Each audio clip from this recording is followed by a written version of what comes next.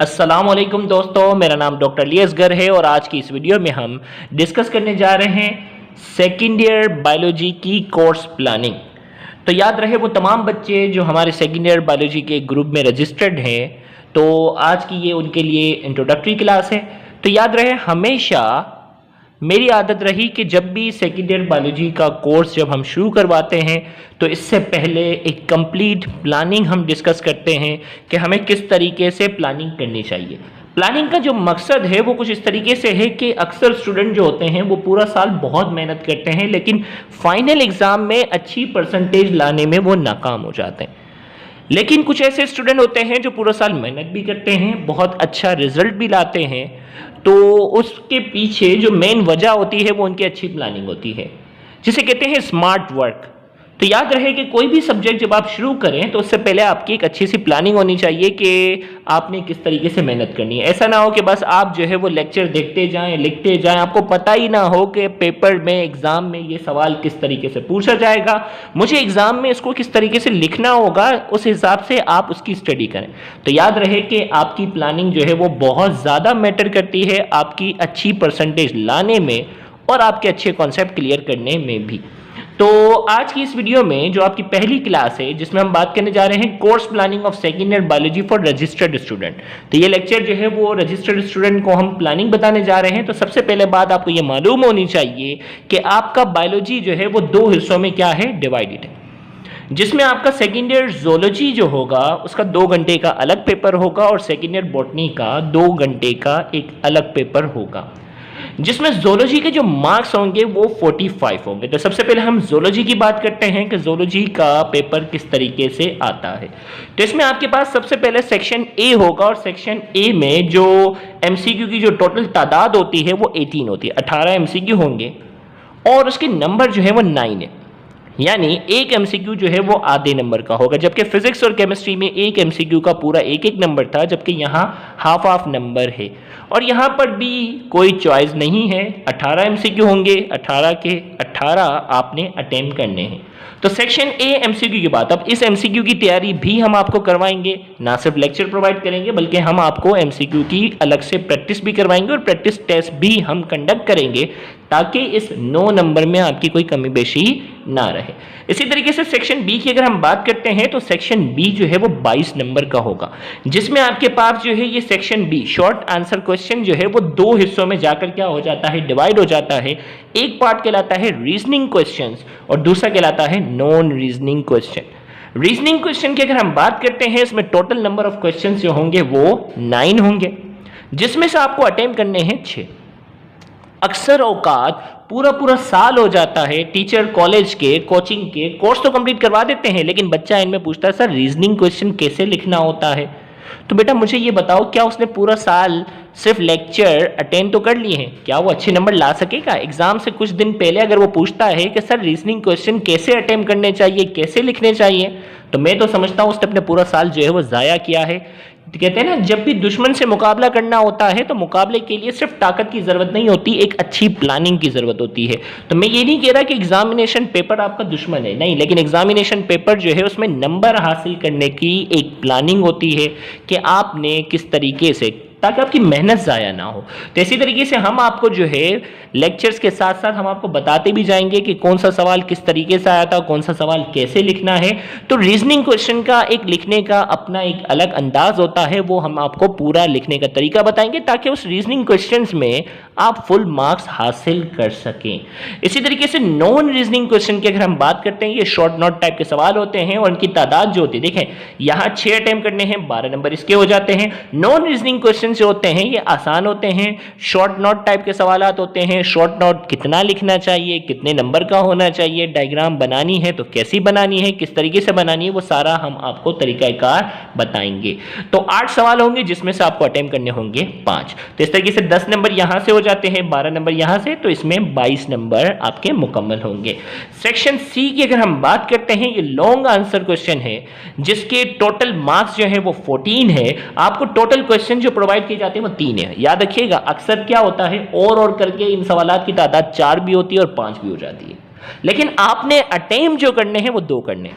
तो ये सवाल अगर 4 हो जाए, 5 हो जाए तो भी आपके लिए फ़ायदा है ना, अटेम्प्ट तो आपने 2 ही करने हैं। और याद रखिएगा ये सेक्शन सी जो है इंशाल्लाह हर साल हम इसमें से पूरे कोर्स से, गौर से सुनिएगा, पूरे कोर्स से 5 से 6 सवाल बताते हैं और उनमें से 2 सवाल हर हाल में माशाल्लाह अब तक जो है वो 4-5 सालों में कभी भी ऐसा नहीं हुआ कि हमने जो 5-6 सवाल बताए हो, 5-6 लॉन्ग क्वेश्चन जो हमने बताए हुए हो और वो ना आए हो। तो वो जो 5-6 जो इंपॉर्टेंट क्वेश्चन हम तो करेंगे सारे, हम कोई मिस नहीं करेंगे, हर चीज़ का कॉन्सेप्ट क्लियर करेंगे, लेकिन जो 5-6 क्वेश्चन जो बता दिए जाएं उसको इतनी बेहतरीन प्लानिंग से एक एक सवाल को 3-3 4-4 बार लिखकर इतना बेहतरीन प्रिपेयर कर लिया जाए कि जब आप एग्जाम में ये सवाल आ जाए तो आप इसको इतने अच्छे अंदाज से करें कि यहाँ पर भी आप फुल मार्क्स लेने में कामयाब हो सके। तो इस तरीके से हमारे बहुत से ऐसे स्टूडेंट हैं जो जोलॉजी में 45 आउट ऑफ 45 ला चुके हैं।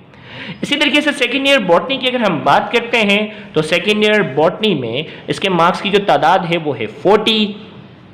सेक्शन ए में आपके पास 16 एमसीक्यू होंगे, आपने अटेम्प्ट करने हैं 8। 16 एमसीक्यू हैं, आपने 16 के 16 अटेम्प्ट करने हैं, उसके मार्क्स जो होंगे वो 8 होंगे, यानी हर एमसीक्यू जो होगा वो आधे नंबर का होगा। सेक्शन बी के जो मार्क्स हैं वो हैं 20, जिसको पार्ट 1 और पार्ट 2 में डिवाइड कर दिएगा। पार्ट 1 में आपके पास 15 सवाल होंगे जिसमें से 10 अटेम्प्ट करने, और याद रखिएगा ये एक एक नंबर का सवाल है। अक्सर बच्चे को यही नहीं पता कि शॉर्ट क्वेश्चन आंसर है, 1 नंबर में हमें कितना लिखना होता है, और अगर यही सवाल अगर 2 नंबर में आ जाए तो हमें कितना लिखना होगा। तो दैट इज कॉल्ड प्लानिंग। और अगर आपको यही नहीं पता, फाइनल पेपर में आप अपियर होने जा रहे हो और आपको ये नहीं पता कि 1 नंबर में मुझे कितना लिखना होगा, कितनी डिटेल बतानी है और 2 नंबर में कितनी बतानी है, तो आपने अपना पूरा साल वेस्ट किया। बेशक आपके पास नॉलेज अच्छी है लेकिन आपकी परसेंटेज अच्छी नहीं आएगी, आप अच्छा स्कोर कर ही नहीं सकते। तो इसीलिए आपको साल की शुरुआत से ही पता होना चाहिए। हम आपको लेक्चर्स के दौरान बताते जाएंगे कि जो सवाल 1 नंबर का है उसमें कितना लिखना है और जो सवाल 2 नंबर का है उसमें कितनी डिटेल देनी होगी। तो साथ साथ प्लानिंग भी करनी होगी। सिर्फ लेक्चर देख देख कर जो है वो आपने जो है वो कभी भी A1 ग्रेड तक नहीं पहुंच सकते जब तक कि आपकी अच्छी प्लानिंग ना हो। तो इंशाल्लाह अच्छी प्लानिंग करते हुए हम आपको पहुंचाएंगे A1 ग्रेड तक, अच्छी से अच्छी परसेंटेज तक। पार्ट 2 की अगर हम बात करते हैं, पार्ट 2 में आपके पास टोटल क्वेश्चन जो होंगे वो 8 होंगे जिसमें से 5 अटेम्प्ट करने। तो यहाँ आपके एक एक नंबर का सवाल था, 10 अटेम्प्ट के 10 नंबर मिल गए। और यहाँ आपके पास जो वो 8 क्वेश्चन होंगे जो कि 2-2 नंबर वाले होंगे जिसमें से 5 अटेम्प्ट करेंगे तो 10 नंबर यहाँ से मिलेंगे। इस तरीके से सेक्शन बी के टोटल मार्क्स हो गए 20।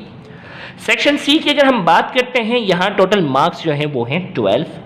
लॉन्ग क्वेश्चन आंसर है और जिसमें से ऑफिशियली 3 क्वेश्चंस होते हैं जिसमें से आपको 2 अटेम्प्ट करने हैं, लेकिन ज्यादातर आप ईयर में देखेंगे कि और करके इन सवालात की तादाद जो है वो बढ़ा दी गई है। लेकिन फायदेमंद बात यह है कि आपने अटेम्प्ट सिर्फ 2 ही करने हैं।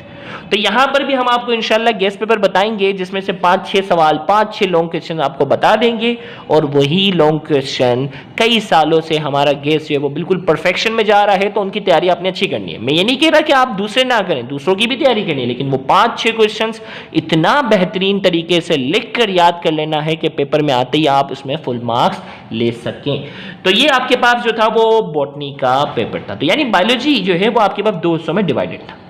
अब जो है वो अगला हिस्सा जो मैं आपको बताने जा रहा हूं वो बताने जा रहा हूं चैप्टर्स।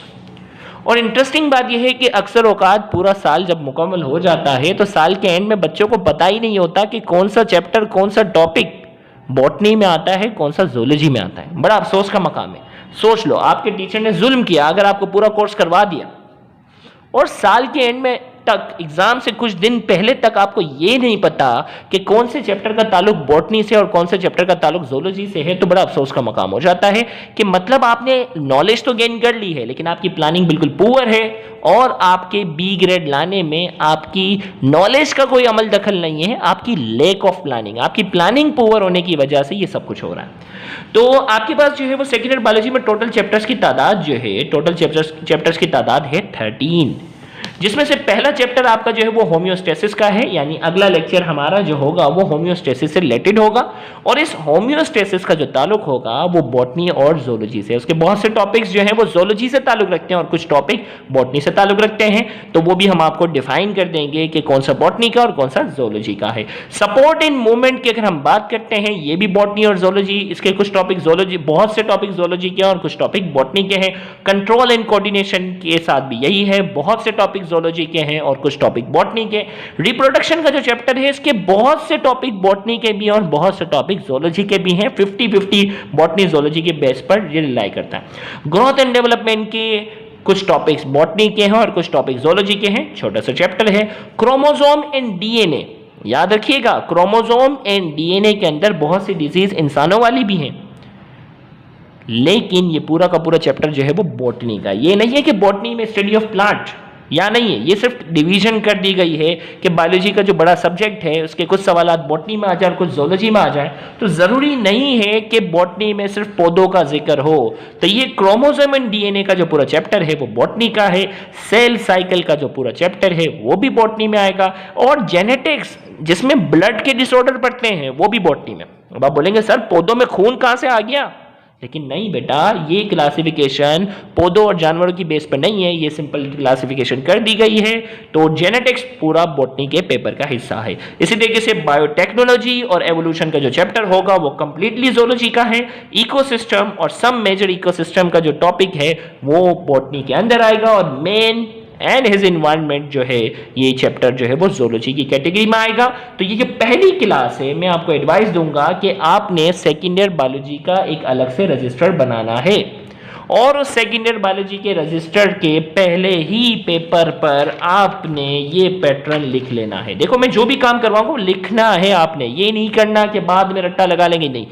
फौजी जवानों की तरह काम करना है। 4 महीनों में कोर्स कंप्लीट करेंगे, 4 महीनों में आपकी कॉपी भी मुकम्मल हो जाएगी, नोट्स भी प्रिपेयर हो जाएंगे, 5 ईयर 10 ईयर भी मुकम्मल कर लेंगे और तैयारी भी बेहतरीन होगी। यानी लॉकडाउन के बाद जब आपकी कॉलेज ओपन होगी, आपका कोर्स मुकम्मल हो चुका होगा, तैयारी भी हो चुकी होगी, और कितना रिलैक्स फील करेंगे आप। तो आपने ये जो पूरा पैटर्न बताया है अच्छे से कॉपी में पहले ही पेपर पे लिखना है, और दूसरे पेपर पर आपने अपने बायोलॉजी के रजिस्टर में ये सब लिख लेना है, ताकि बाद में आपको कोई कंफ्यूजन ना हो कि कौन सा चैप्टर जोलॉजी का है और कौन सा बॉटनी का है। हम आपको इंडिविजुअल टॉपिक्स भी हर चैप्टर में बताते जाएंगे, हर चैप्टर में बताते जाएंगे कि ये चैप्टर, इस चैप्टर के लेक्चर्स अटेंड करने के बाद कौन कौन से सवालात जो है वो शॉर्ट में आते हैं और कौन कौन से सवालात जो है वो लॉन्ग में आते हैं, वो भी हम आपको सारे बताते जाएंगे। तो यहां जाकर ये हमारा लेक्चर 1 जो था वो रजिस्टर्ड ग्रुप का था, इसे आपने अच्छे से सुनना है और कॉपी में ये काम लिख लेना है। अगला लेक्चर हमारा जो होगा वो होगा चैप्टर नंबर 1 होम्योस्टेसिस से रिलेटेड। तो उस लेक्चर को भी देखना मत भूलिएगा। तमाम रजिस्टर्ड बच्चे, आपने इस वीडियो के नीचे कमेंट में प्रेजेंट जरूर लिखना है, ताकि आपकी अटेंडेंस जो है मुझे मालूम हो कि कितने बच्चे ये लेक्चर लिख चुके हैं। याद रखिएगा, लेक्चर देखकर कॉपी में लिख चुके हो तो आप इस वीडियो के कमेंट के नीचे आप प्रेजेंट लिख देंगे, मैं खुद ही समझ जाऊंगा कि आपने वो लेक्चर लिख भी लिया है और नोट डाउन भी कर लिया है। Thank you very much. Allah Hafiz.